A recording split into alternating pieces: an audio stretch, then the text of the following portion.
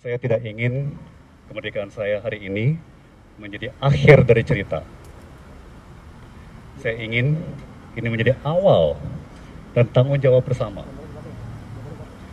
Saya ingin menyuarakan, mengingatkan, dan bila mungkin membantu agar sistem hukum kita menjadi lebih adil, lebih jernih, dan lebih memihak kepada kebenaran alih-alih pada kepentingan sempit tertentu. Saya juga ingin mengatakan kepada semua bahwa saya kembali dengan semangat yang tidak retak, apalagi patah. Saya masih sangat amat percaya pada negeri ini, pada bangsa Indonesia yang dari dulu saya selalu percaya adalah bangsa terbaik di dunia. Saya masih sangat amat mencintai Republik ini. Saya mengucapkan terima kasih kepada seluruh tim penasihat hukum yang juga telah berjuang dengan sebaik-baiknya pledoi dan duplik yang saya tulis tangan sendiri dengan habis lebih dari 62 pulpen. Itu juga menjadi catatan sejarah bagi pembelajaran kita, bahwa kita semua merindukan keadilan dan amnesti dari Bapak Presiden Prabowo telah ikut menjawab keadilan itu. Saya akan menggunakan momentum ini untuk lebih mencintai Republik ini, lebih berjuang bagi kepentingan wong cilik yang harus menjadi orientasi dari seluruh simpatisan, anggota dan kader PDI Perjuangan. Terima kasih, salam hormat sekali lagi kepada Ibu Megawati Soekarno Putri. Terus berjuang, satyam, Satyam.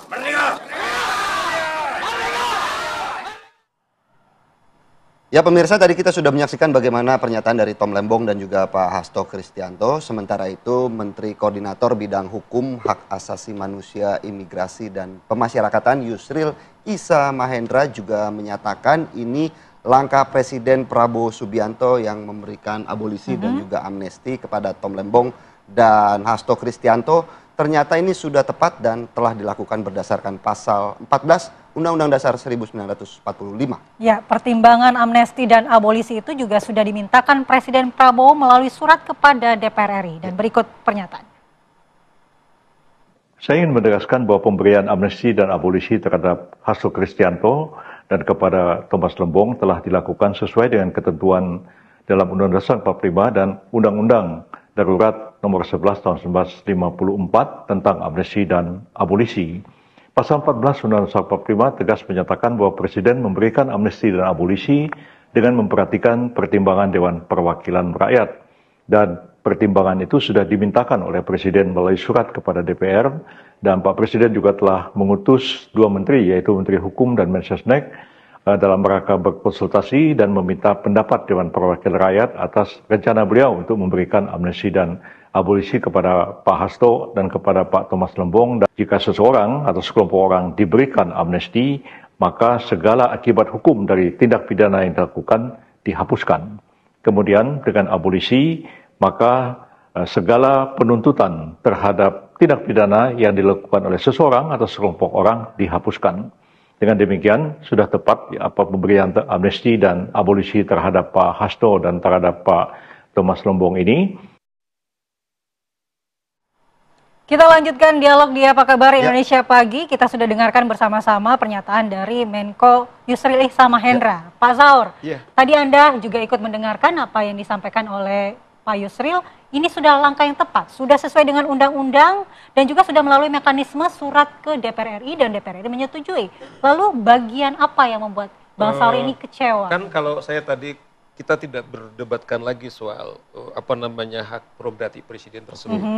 Cuman kan dalam sejarah Republik ini baru pertama diberikan amnesti atau abolisi kepada terdakwa atau orang berhukum dengan korupsi di tengah yang tadi saya bilang kampanye Pak Prabowo sedang giat-giatnya untuk memberantas korupsi. Nah, tapi kan sorry Bang Saur, tidak ada kerugian negara yang disebabkan. Nah ini dia pembelajaran sangat penting ini, karena di sini ada Prof. Wiwik. Inilah yang membayaskan.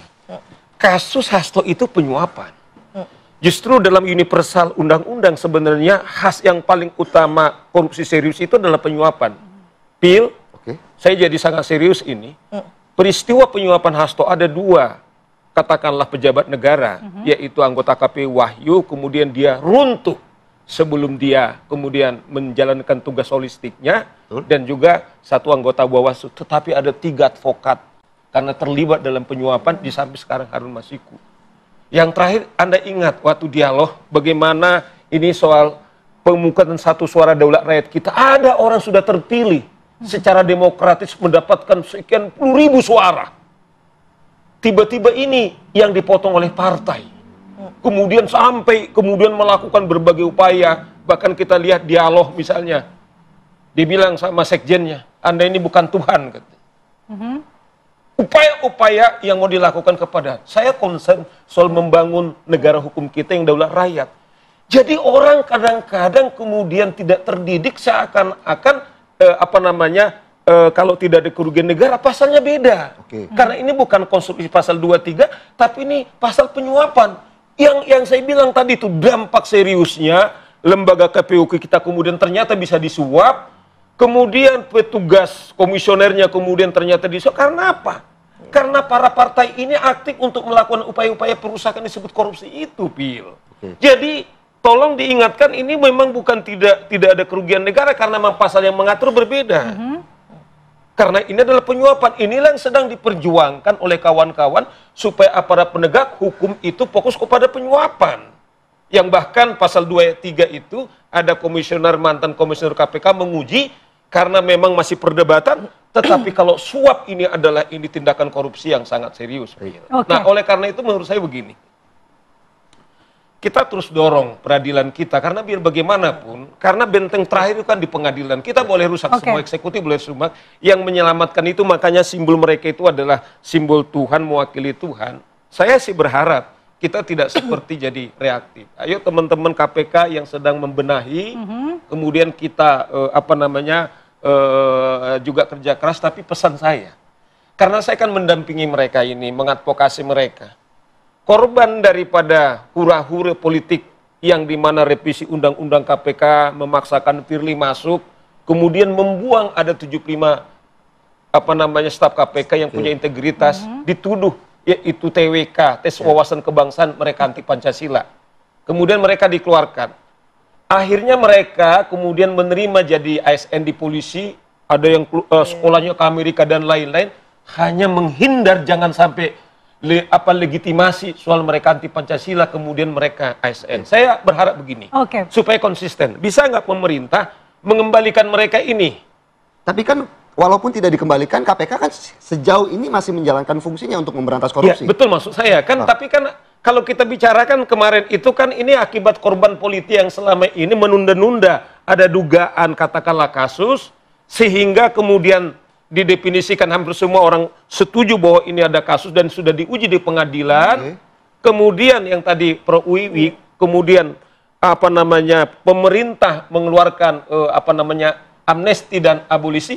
Mengapa mereka bahwa pemerintah juga sekarang serius tetap untuk memberantas korupsi? Karena mereka adalah korban, mengembalikan mereka ini. Supaya seimbang menurut saya. Baik, saya mau minta tanggapan Prof. Wiwi. Kalau dari segi hukum dan anti korupsinya Bang Saur, tapi saya mau tanya Prof. Wiwi, kalau dari segi tujuan yang disampaikan juga oleh Sufmi Dasko bahwa tujuannya adalah untuk memperkuat rekonsiliasi politik dan juga persatuan bangsa. Gimana pandangan Prof? Iya, rekonsiliasi politik untuk sila ketiga Pancasila, persatuan Indonesia kan gitu ya.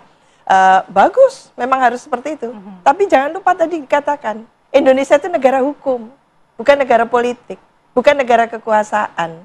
Maka yang harus dipamerkan gitu ya, dijadikan showroom oleh pemerintah saat ini, pemerintah Pak Prabowo ini kan belum 1 tahun, Oktober nanti 1 tahun.